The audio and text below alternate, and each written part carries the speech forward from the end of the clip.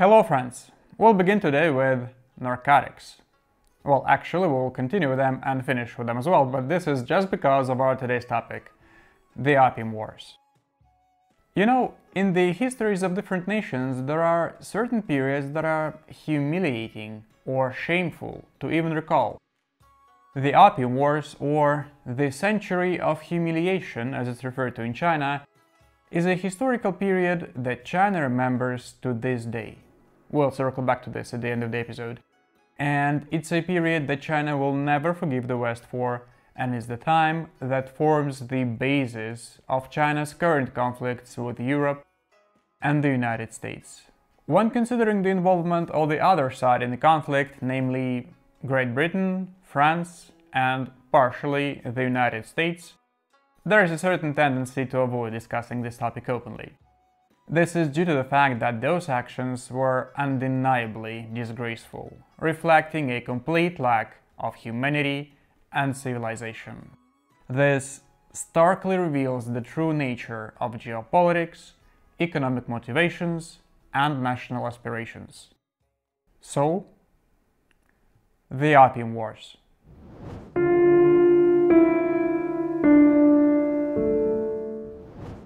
In the early 19th century, China was one of the wealthiest countries in the world. 35% of the entire global GDP was attributed to Qing dynasty China.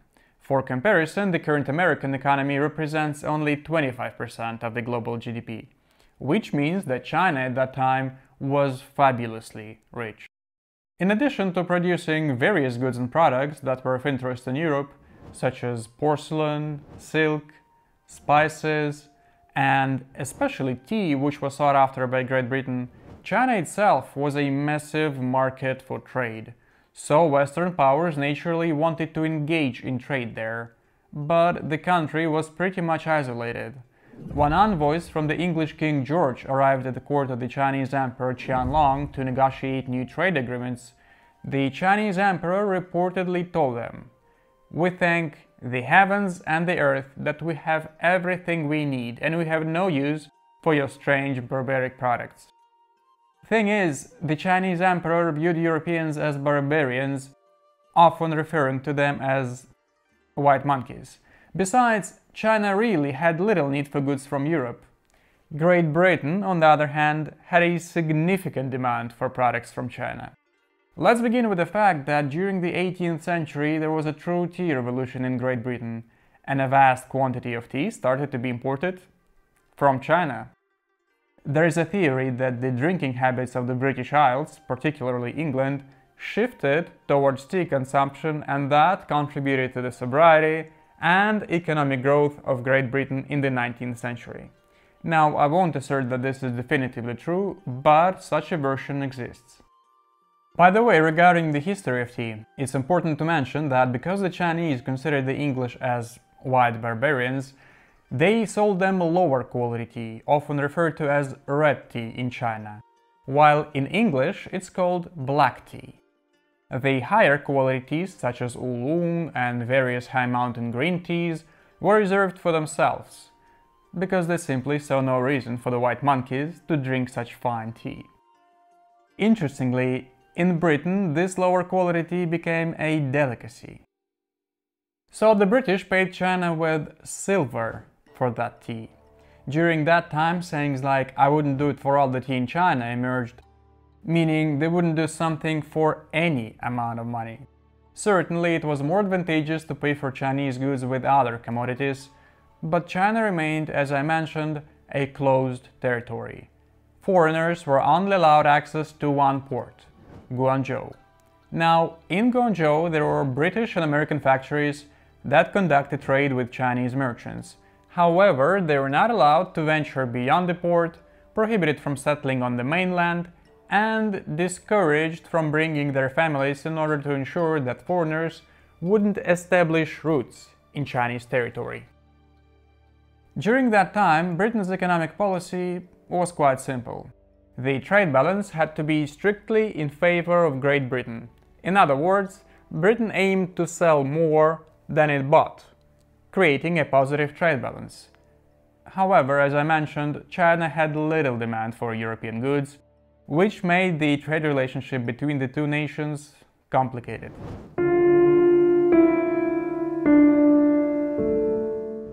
Now, the monopoly on tea trade was held by the world's greatest corporation at that time, the East India Company.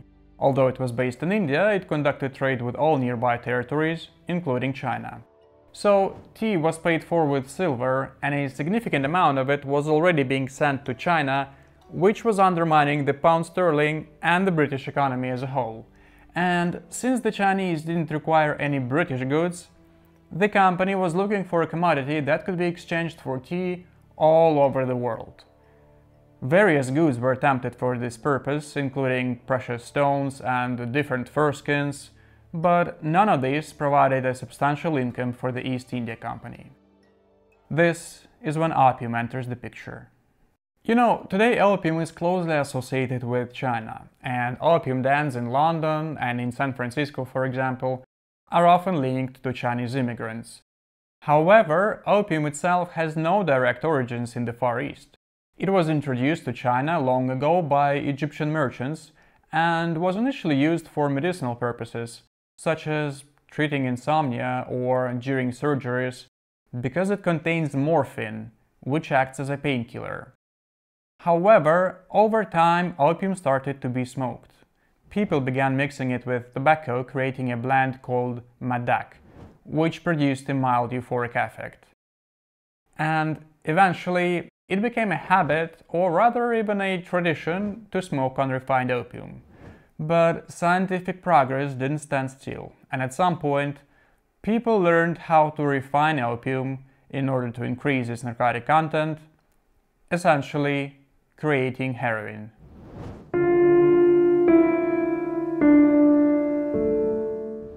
It's worth noting that the East India Company had clippers, which were very fast ships capable of navigating through tropical storms. These clippers were primarily used to deliver tea from China to Britain, hence the name tea clippers, but also were used to transport narcotics, specifically opium, from India to China. So the British began exporting opium into China at the beginning of the 19th century, and it quickly became a bestseller. Initially among merchants, officials, and military officers based in Guangzhou, near the British factory, but soon enough it became fashionable to use it, and the first opium dens emerged. The drug began to spread throughout the whole country, and even the imperial court began using it, while common people at first consumed it to a lesser extent simply because it was way too expensive. Over time, however, techniques were developed to dilute opium in order to reduce its cost, making it more accessible to the general population. This obviously further exacerbated the opium problem in the country, so by the 1830s, China was totally addicted. Opium was smoked on every corner. The profits generated from the opium trade were staggering. To provide an example, at auction in Calcutta, a chest of opium was priced at 130 pounds. But when it arrived in China, it was sold for 600 pounds. The East India Company became immensely rich through this trade. Eventually, as China's demand for opium exceeded Britain's demand for tea, the tables turned and China began to pay for opium with silver. In 1837 alone, the British transported 2,535 tons of opium to China, earning 592 tons of silver in return. This means that the East India Company earned twice, once on opium and again by exporting tea to Britain. It's worth noting that at the height of this trade, approximately 20% of all British exports were opium. So when we talk about Colombian drug traffickers or Afghan drug traffickers today, it's essential to understand that in this historical context, drug trade was a state policy. The emperor realized too late that narcotics had consumed the country, but at some point it was finally decided to put an end to this opium trade. You understand that where there are drugs, it's not just about addiction. A vast empire springs up around it. Traders, middlemen, dealers, both big and small, But the most significant issue is corruption, because all the officials involved with opium start making money from it. So, on one hand, the country is killing its population with narcotics, on the other, destroying its economy with corruption, and on the third, constantly giving its silver to the English. This turns into a true national tragedy. About 20% of all Chinese officials become opium addicts, and that's, if you think about it, a catastrophic figure. Even Manchu princes start smoking it. In 1839, at last, the emperor closed the trading market to merchants from India and Britain, and a special official was sent to Guangzhou with orders to shut down the opium trade. The official arrives, and the confiscation of all opium stored in the East India Company's warehouses begins. By that time, tea clippers were already referred to as devil's ships, and before throwing the opium into the sea, they conducted a special ceremony asking for forgiveness from the sea for throwing this devilish potion into it. Long story short, the Chinese emperor rushes to stop this narcotics avalanche, the British protest, but the emperor doesn't react. But then again, how can the emperor of the Celestial Empire communicate with barbarians? So there is no response, and in 1840 a British squadron appears off the coast of China, consisting of 17 sailing ships and 4 steamships. The squadron moves north along the coast, bombards cities, and lands troops, occupying seaports. The Chinese couldn't do much about it, because although China had a vast army, it was scattered across the whole country, and the country is quite big, as you can imagine. Besides, China hadn't been at war for a very long time, and naturally, it lagged behind Britain in technical equipment. The British had different guns, different cannons, and most importantly, a drilled army. So the squadron continued along the coast, occupying one port after another. Eventually, in the spring of 1842, the British took Shanghai. Shanghai is now a global financial center. It wasn't before, but still it was a large city, and in fact a very important strategic point, because many trade routes passed through it to Beijing. After this, China surrenders. The British forced the emperor to sign the Treaty of Nanking on August 29, 1842. What did the British get from it? Beijing had to pay London a significant contribution in silver. China naturally had to pay for everything that had been confiscated and destroyed in Guangzhou, and China ceded the island of Hong Kong to Great Britain. For China, the loss of Hong Kong, which would only return to Chinese sovereignty in 1999, was a national humiliation, and China remembers it to this day. In addition to Hong Kong, the treaty also opened up 4 Chinese ports to Britain: Amoy, Fuzhou, Ningbo, and the newly captured Shanghai. Notice how hypocritical the British were. There was no mention of the opium trade in the treaty at all, just open for trade. For what trade, you may ask? Well, for some trade. In essence, China became a periphery of the larger British economy. China opened its market and effectively fell into economic dependence. But China's troubles didn't end here. Obviously, after the 4 ports opened and all customs barriers were removed, the flow of opium increased significantly. But there is more. The Treaty of Nanking triggered a civil war in China.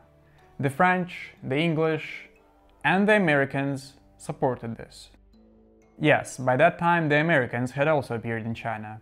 They didn't occupy a large share of the opium market, only 10%, but this market was growing.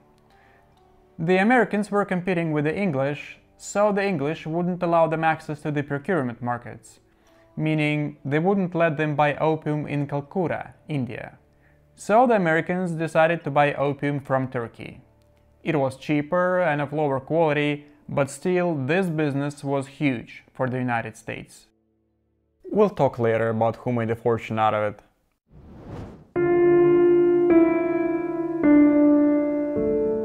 Heroin causes addiction from the second use, and a real degradation and depopulation started in China. People were literally dying on the streets, and the nation began to degenerate. And everyone benefited from it, except the Chinese, of course. But the English wouldn't be English if they didn't take it further. They wanted full subjugation and complete disintegration of China, and they were looking for a pretext to unleash a second war, and they found one pretty quickly.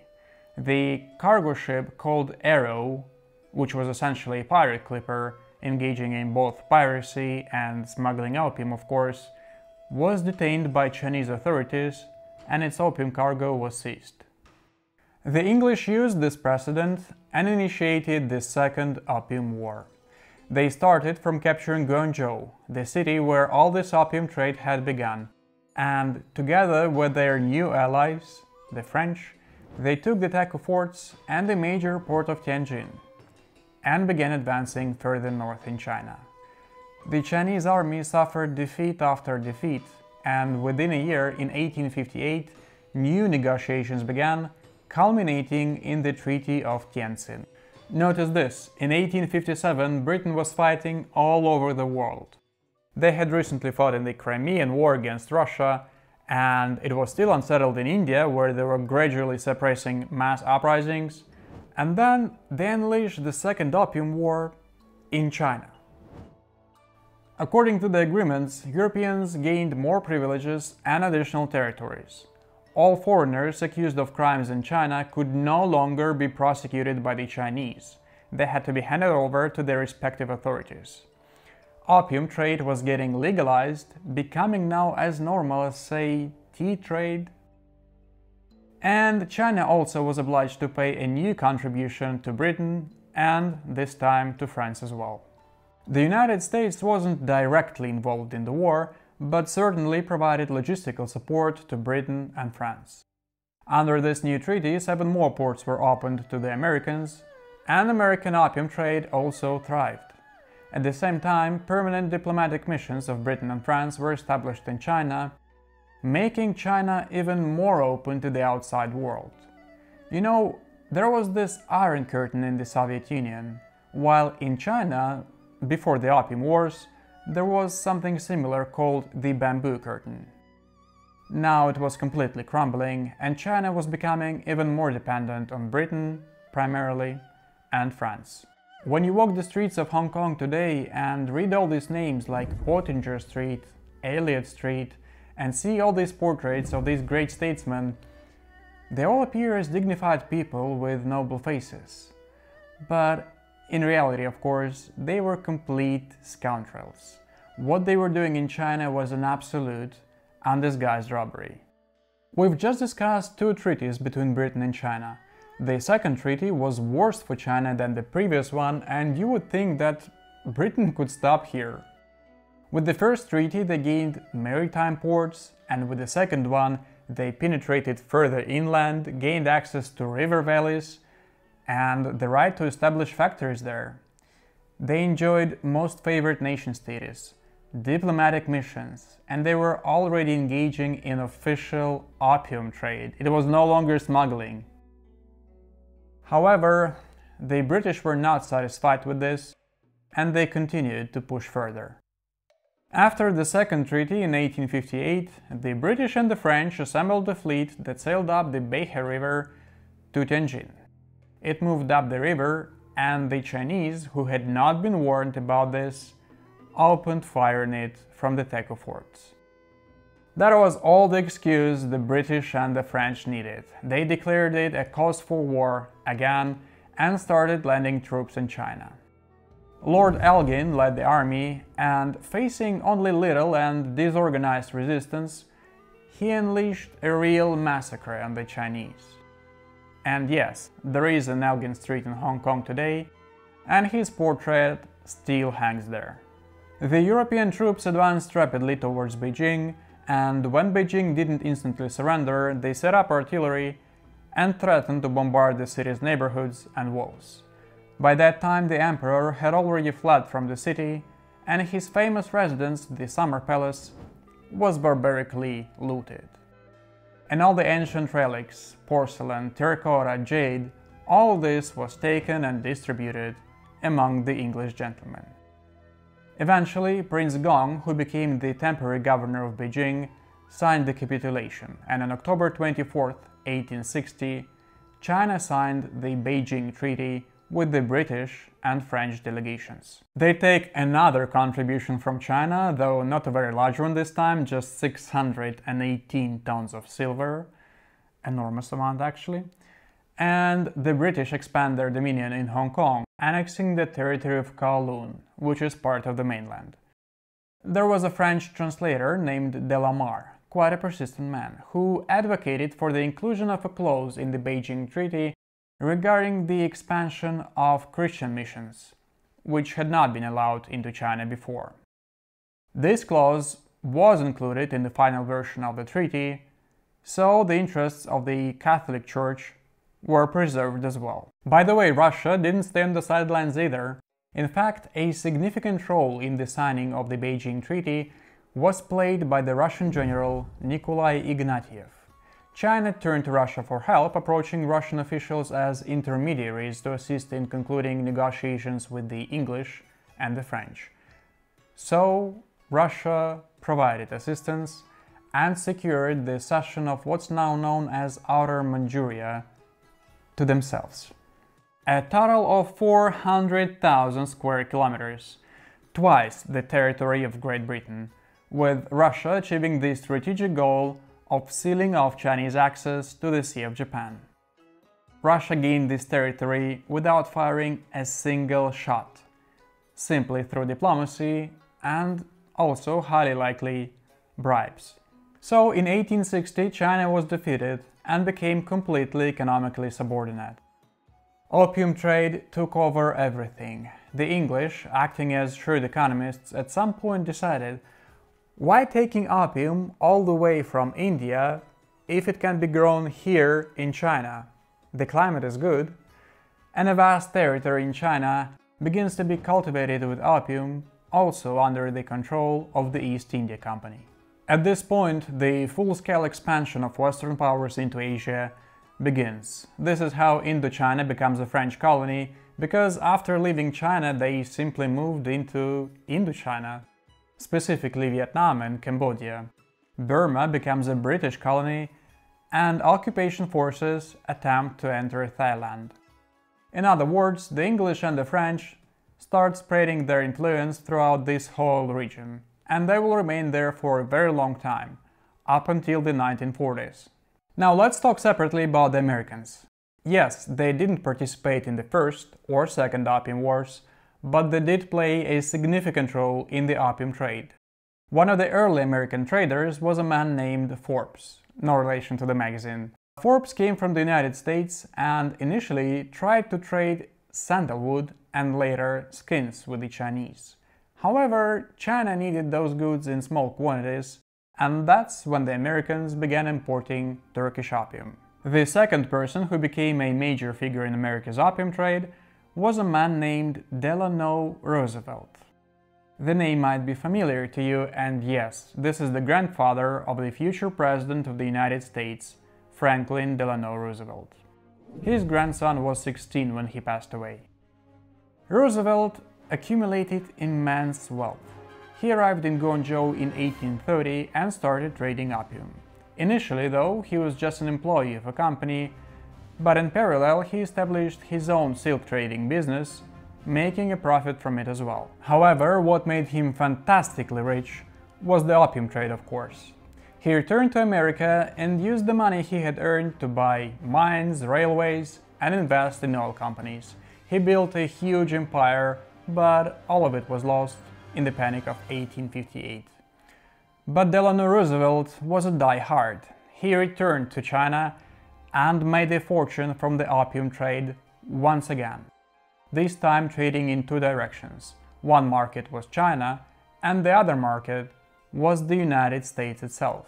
As there was a civil war, and opium was needed for hospitals.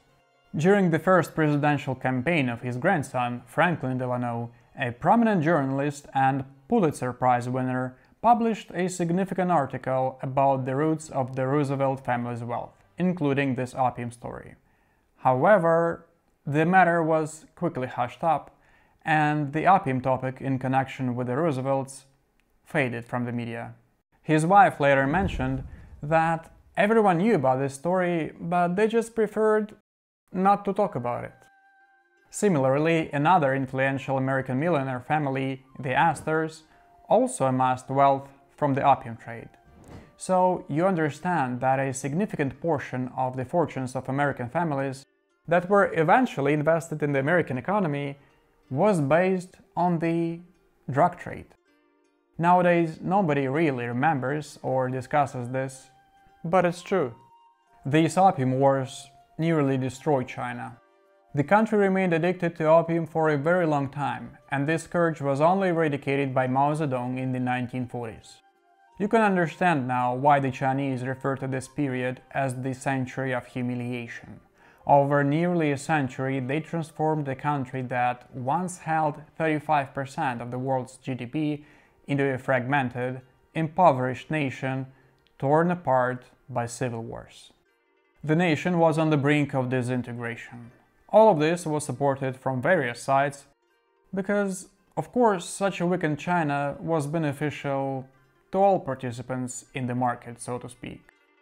So, when you hear statements from the Chinese elite today about the West, which has historically been seen as an enemy of China, the Chinese people understand very well that a quarter of the current House of Lords, for example, has ancestors who were directly or indirectly involved in the opium trade, the Opium Wars, and the destruction of China. The Chinese have a very long memory, and they always keep notes. History often reveals complex and interconnected processes. It's interesting to note how the Opium Wars, where the British and Americans ensnared China in opium addiction, have evolved into a situation where China is now a dominant producer of synthetic drugs, which are often being imported into the United States. Now, this is the end of my first video. Thank you for your attention, and I'm looking forward to see your reactions in the comments. See you soon.